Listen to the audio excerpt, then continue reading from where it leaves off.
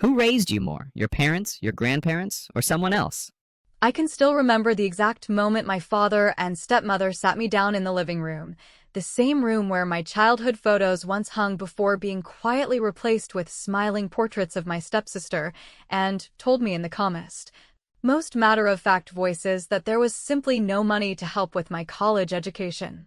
My father leaned forward, elbows on his knees, speaking as though he were the responsible patriarch trying to break bad news about the economy, and my stepmother sat beside him, nodding with that sympathetic tilt of her head that always made me feel like I was a guest in my own home. They told me they admired my ambition, that they wished things were different, but finances were tight and I would just have to accept reality.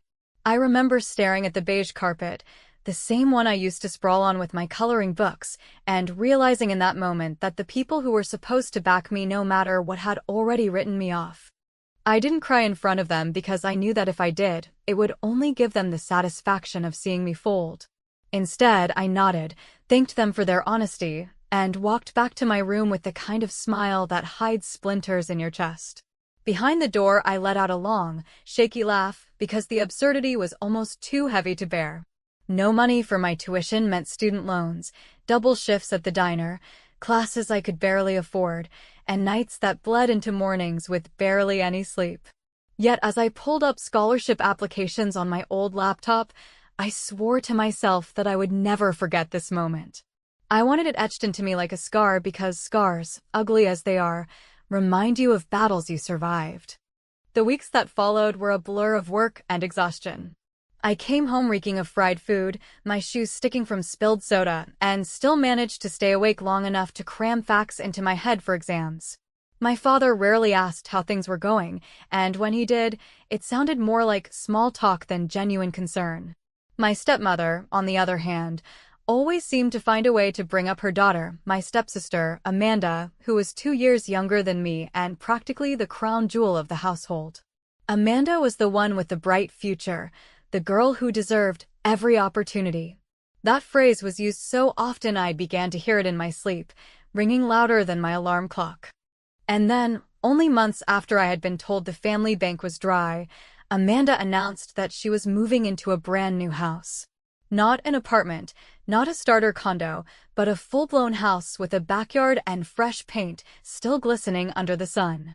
I found out not from them directly, but through a picture she posted online of her beaming in front of the sold sign while holding a set of shiny keys. My stomach flipped so violently I had to sit down on the floor of my tiny rented room. The caption read, "Couldn't have done this without Mom and Dad's support. So grateful." That line seared into me like acid because the people who told me there was nothing left for me had turned around and given her everything.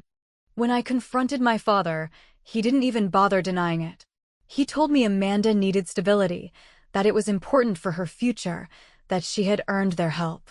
I wanted to ask what I had been doing all those nights I stumbled home half asleep from work, what I had been proving with every scholarship essay and exam grade.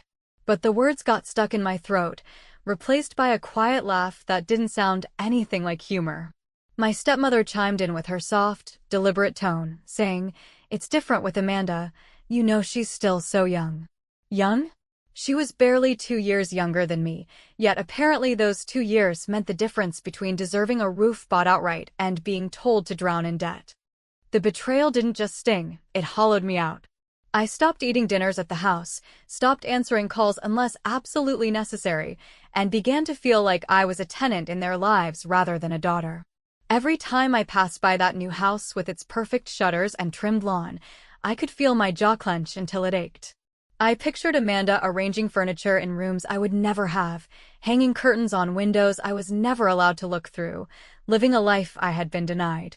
It wasn't even the house itself. It was the principle, the raw, cutting truth that when choices were laid out, I was always the one left empty-handed.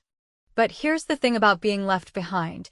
It either breaks you or hardens you, and I wasn't going to give them the pleasure of seeing me break.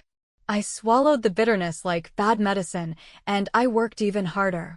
Every rejection letter, every bounce check, every late fee only fueled something darker, sharper inside me. I promised myself that one day they would see me standing tall in a place they couldn't ignore, and that day, I wouldn't need their applause. Still, late at night, when exhaustion pressed on my chest like a weight, I couldn't help but wonder if I was even their child anymore, or just an obligation they carried until something shinier came along. And as much as I hated admitting it, that thought didn't just hurt, it made me furious in a way that kept me awake until dawn, plotting quietly, silently, the day when all of this would come back around. The invitation to Amanda's housewarming slid into my messages with a chirpy string of exclamation points and a pastel flyer that looked like it had been designed by someone who believed the right font could make people forget arithmetic. And for an afternoon, I hovered over the decline button with my jaw clenched, imagining the tour through rooms bought with the money that allegedly did not exist, yet some stubborn streak in me, the same streak that carried plates and coffee pots through midnight shifts and refused to cry in front of people who cheered for my failure, made me choose to attend, not to celebrate, but to collect details like a reporter at a scene where the official story never matches the tire marks on the pavement. The neighborhood was one of those new developments with names that sound like perfume, all stone veneers and HOA rules about mailbox height, where every driveway holds a glossy car and every porch has a fall wreath even when the air still smells like hot asphalt. And as I parked down the block because the cul-de-sac was already jammed, I practiced the expression that says I am happy for you while my fingers dug crescent moons into my palms. Inside, everything gleamed with that peculiar sterility of stage spaces, the granite polished to a mirror, the backsplash made of tiny tiles that begged to be photographed, the kitchen island wide enough to land a plane. And people drifted around with plastic champagne flutes, marveling at storage solutions as if good cabinetry were a moral accomplishment. My stepmother floated from guest to guest like a cruise director, radiating benevolent triumph, while my father lingered near the back patio where the men were discussing mortgage rates in the same tone they once used for baseball. And when Amanda swept toward me in a dress the color of a ripe peach, she hugged me with a softness that felt like pity and said she knew I would understand, because I was so independent, a compliment shaped like a shove. I told her the house looked beautiful, because it did, and beauty isn't the point when the ledger has been cooked. Their friends came in waves. Women from church who had perfected a kind smile that could slice you, neighbors who spoke the new alphabet of square footage and school districts, my aunt who brought a casserole and a habit of remarking on how blessed some children are. And each time someone asked how I was doing in school, I felt the question traveling across fibers like an electrical current, gathering the gossip they had been fed about scholarships and personal responsibility and kids these days wanting handouts.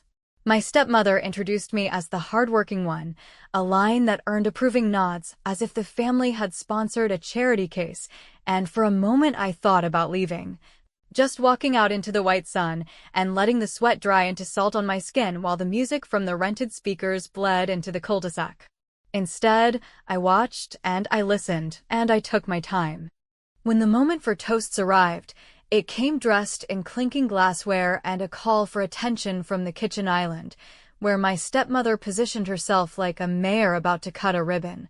She thanked everyone for coming, thanked my father for being a rock, and thanked the market for cooperating, a joke that won polite laughter, and then she praised Amanda for being responsible, humble, forward-thinking, the sort of young woman who deserved a proper start, and when she said that phrase I felt the old heat crawl up my neck. I knew everyone would take turns, because rituals require participation to manufacture memories, and I also knew I had brought a gift that looked ordinary. A neatly wrapped white box with a satin ribbon tied just sloppily enough to suggest sincerity rather than calculation.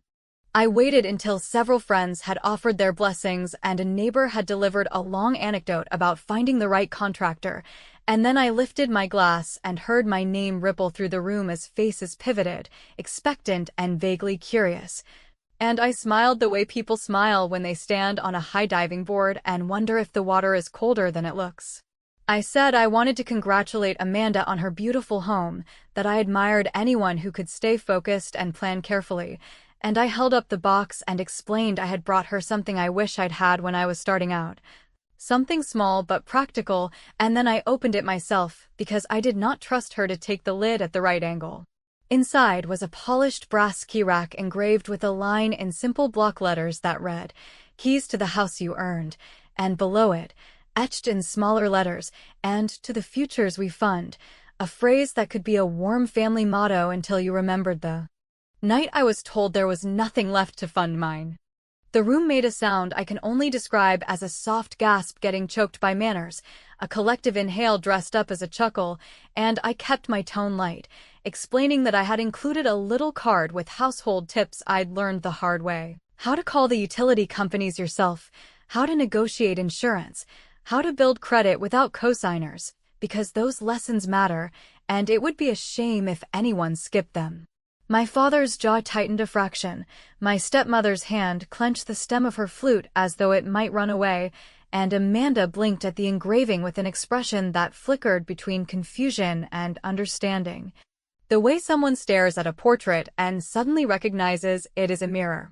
People laughed, but the laugh landed crooked, and somewhere to my left my aunt set down her plate very carefully, as if even the potato salad understood subtext. I did not push the point. I let the silence work like a slow fuse, and I raised my glass to Amanda and wished her courage for the days when a bill lands in the box and there is no one to smooth it out with a check. Wished her wisdom to handle victories that arrive prepackaged, and wished her the kind of independence that does not require a public relations campaign to justify itself.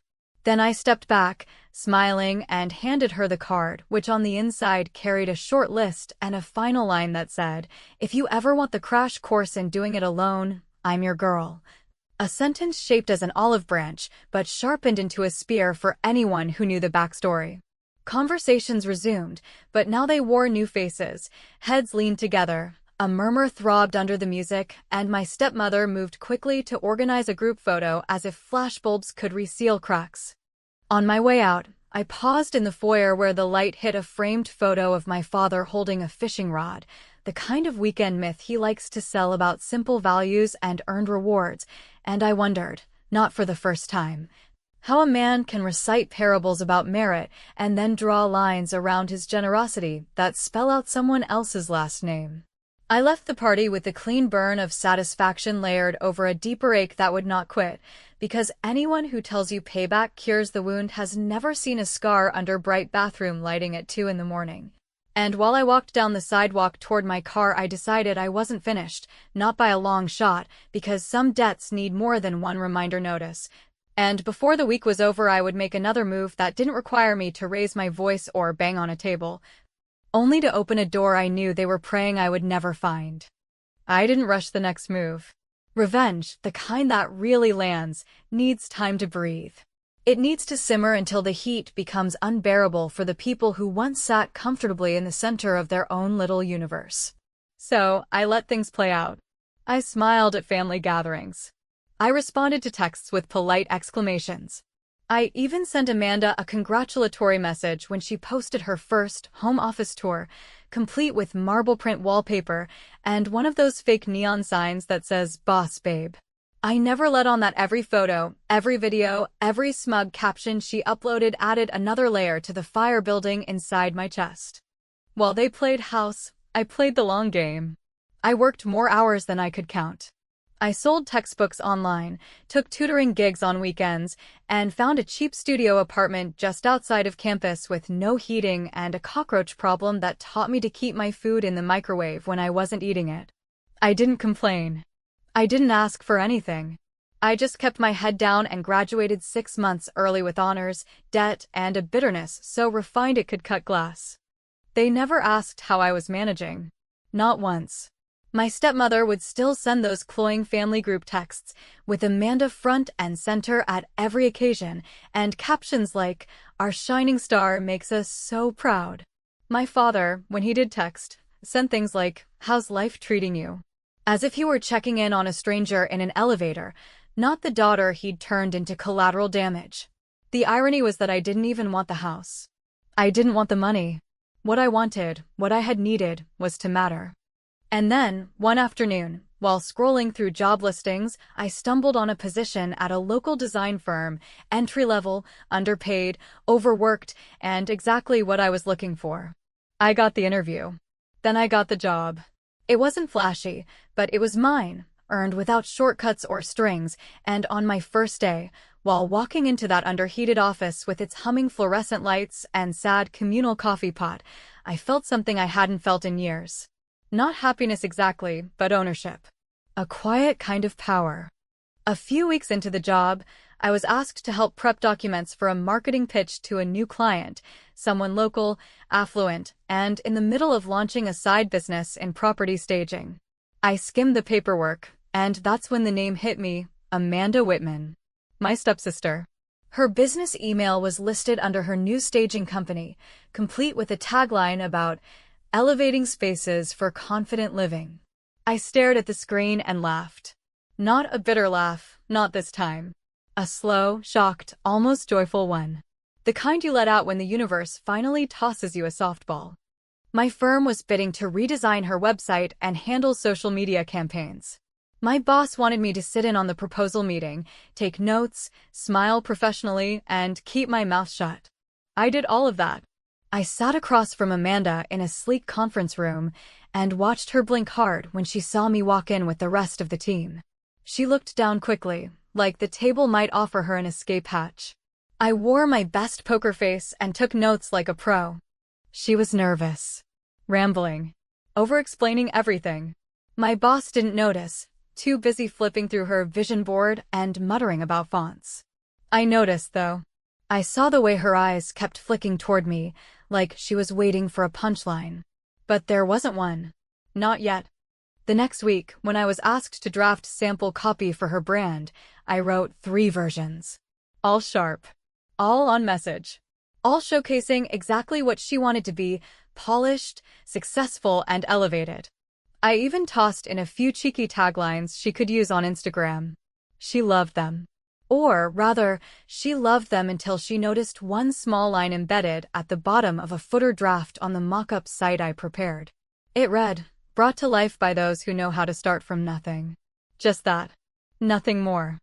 I sent the mock-up to her inbox directly, CCing my boss as protocol required. Within an hour, Amanda called the office and said she was going to postpone the project. Something about budget shifts and refocusing her brand strategy. She never mentioned the footer. That night, my father called. First time in months. He started with the usual, "How are things? How's work? We're all so proud of you." Then he asked if I had seen Amanda lately. I said no. He paused, long enough for the silence to grow teeth, and then said something about family needing to support each other, about how we shouldn't keep score. I didn't answer right away. I wanted him to sit in the discomfort. To feel, for once, what it's like to ask a question you're scared to hear the answer to. "I'm just doing my job," I said finally, with all the innocence I could muster. No hard feelings. Just business. And maybe that's all it was. Business. Maybe that's how I survived what they did to me, by turning my pain into purpose and letting them choke on the sweetness of my success. But even as I said it, I knew this wasn't finished. They thought they had erased me. But I was right there in their inboxes, in their deals, in their curated image of success, and I wasn't done leaving my fingerprints. It didn't happen overnight, and I didn't expect it to. The kind of unraveling I had in mind was the slow, silent kind, the type of collapse that doesn't make headlines, but instead eats away at the structure from the inside, like wrought in polished wood. After Amanda pulled out of the branding project, she tried to pivot, launching a DIY video series on staging tricks and hacks, but her content had the forced brightness of someone who was used to applause and now couldn't quite understand why the room had gone quiet. Her views plateaued. Comments turned lukewarm. I watched it all from a distance, never liking, never commenting, just observing as the glimmer started to flicker. Meanwhile, my work began to get noticed. Clients remembered my name. My boss handed me projects without oversight.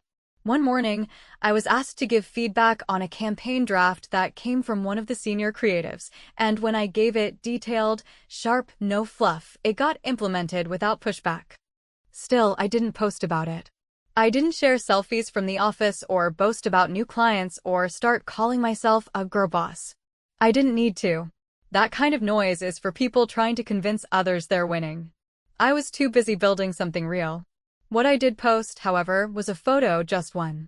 A clean shot of a worn-out college sweatshirt folded next to a brand-new key fob, captioned simply, "Some doors, you unlock yourself." It was subtle. Too subtle for strangers. But not for Amanda. Not for my father. Not for the woman who once said I was just figuring things out while penning checks with someone else's name on them. It didn't take long before the family started circling again. Texts arrived with half-baked warmth. My stepmother sent me a forwarded inspirational quote about resilience and healing. My father commented on the sweatshirt post with, "Proud of how far you've come, kiddo," which would have been sweet if it hadn't come from the same man who once sat me down and explained how Amanda needed their support more because her mother had been through so much. I didn't reply. I didn't delete it either. I let it sit there like an open case file. The thing about reputations, especially in tightly wound communities where everyone knows everyone's business and the pastor's wife runs a Facebook group for women lifting women, is that they're fragile. And while I never intended to tear theirs apart, I also didn't intend to keep swallowing the story they'd crafted, that I was the rough one, the one who made things harder than they had to be, the one who chose struggle out of stubbornness. So, when my old guidance counselor invited me to speak at a local high school event for first-generation college students, I accepted. I stood in front of a room full of kids who hadn't yet decided whether the world was worth trusting, and I told them the truth, not the dramatic, scorched-earth truth, but the kind that gets under your skin anyway. I told them how sometimes, the people who are supposed to support you only know how to support versions of you that make them look good. I told them that being excluded from someone else's fantasy of family isn't a failure, it's a warning. I told them about debt, exhaustion, late nights crying in parking lots, and still showing up to class with a half smile and a working pen. I didn't name names. I didn't have to. The auditorium was filled with kids who had already seen behind too many curtains. What I didn't expect was the local news clipping. A parent who attended the event wrote a short letter to the editor praising my speech, calling it honest, necessary, and long overdue in a town that still pretends every child gets a fair shot. It got shared, then reshared. And someone tagged me, and I let the tag stand. My name began to carry weight, not flashy, viral weight, but steady, grounded respect. I was no longer the girl who worked double shifts and borrowed textbooks. I was the one who told the truth and built a future anyway. That week, Amanda posted a long message about the pressures of entrepreneurship, about mental health, about learning to say no. It was vague, vaguely performative, and clearly trying to reclaim a little sympathy. I didn't roll my eyes. I understood the panic behind it. When you've built your identity on being the one who got everything right, it's terrifying to watch someone you dismiss start pulling focus without even trying. Then came the call from my aunt, the one with the casserole and sharp instincts. She said there had been whispers. That people at church had started asking quiet questions about how Amanda got her house, about how the timeline overlapped with the same months I was working 2 jobs and applying for grants. She asked if I had said anything. I said no, because I hadn't. All I had done was exist visibly and truthfully. It turns out that when you stop hiding, the things other people have buried start to reek. A week later, my father texted again. This time it wasn't a vague pleasantry or a performative thumbs up.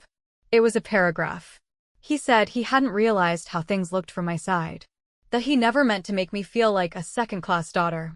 That he was only trying to keep the peace in the house and had no idea it had hurt me so deeply. I stared at that message for 10 whole minutes.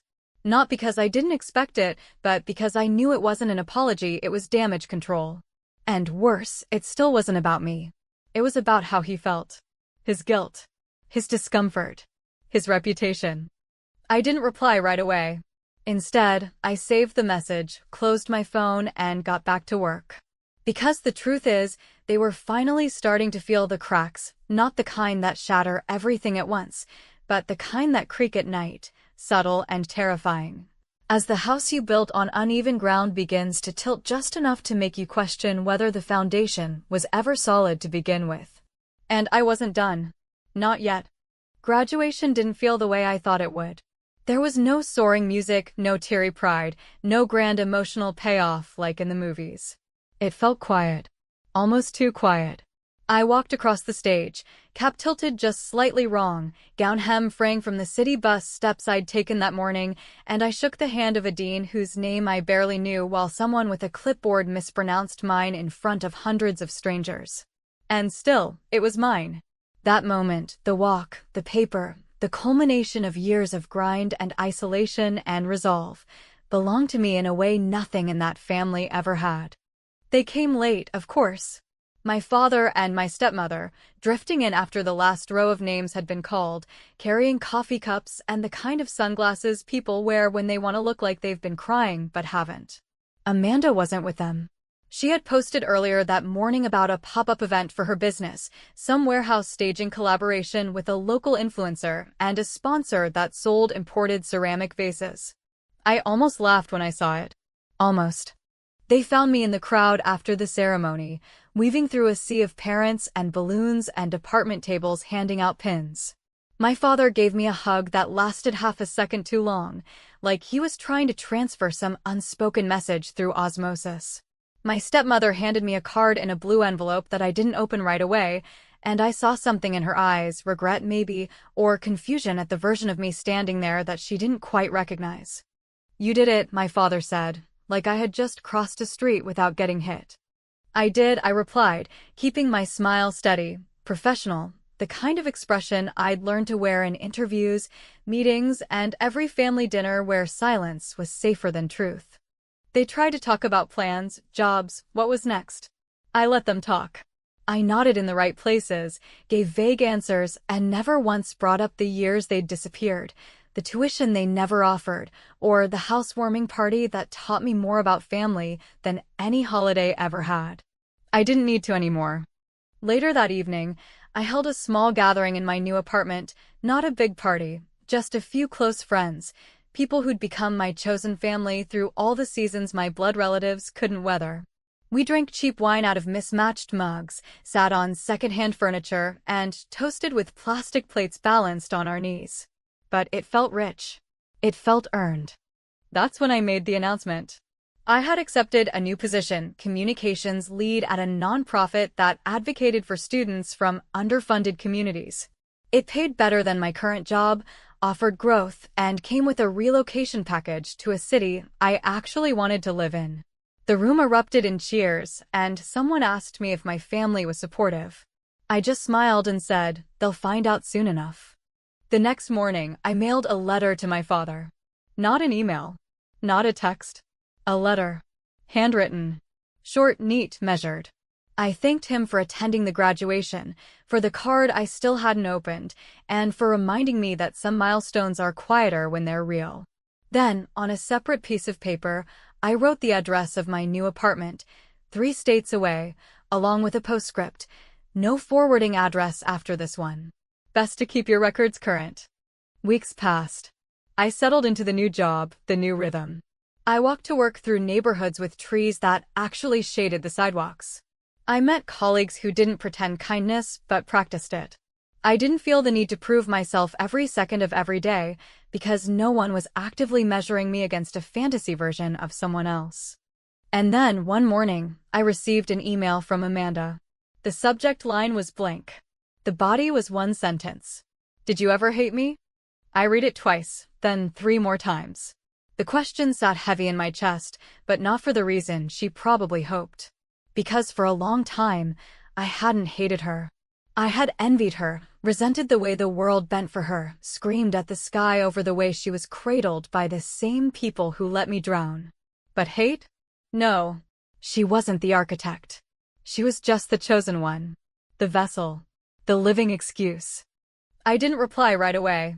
I stared at the screen for what felt like an hour, thinking about all the ways I could answer, some cruel, some cathartic, some true and final. In the end, I closed the laptop without typing a word. Because if she had to ask that question, it meant the piece she thought she'd built came with a crack in the foundation, one she couldn't patch without admitting it had been there all along. And maybe that was the real revenge. Not the speech, not the resume, not even the relocation. Maybe it was the silence. The not needing anything from any of them ever again. The knowledge that I had walked away from a family that once told me no, not because they couldn't, but because they wouldn't, and I built a life anyway. People like to believe that betrayal has a clean climax, a moment when justice lands like a hammer. But real betrayal drips, slow and quiet, and the healing isn't about loud triumphs or public reckoning. It's about slipping out the side door without saying goodbye, never looking back, and knowing they'll keep waiting for a moment that's never coming. That's what I gave them. Not closure. Not answers. Just the memory of someone they underestimated, walking away whole.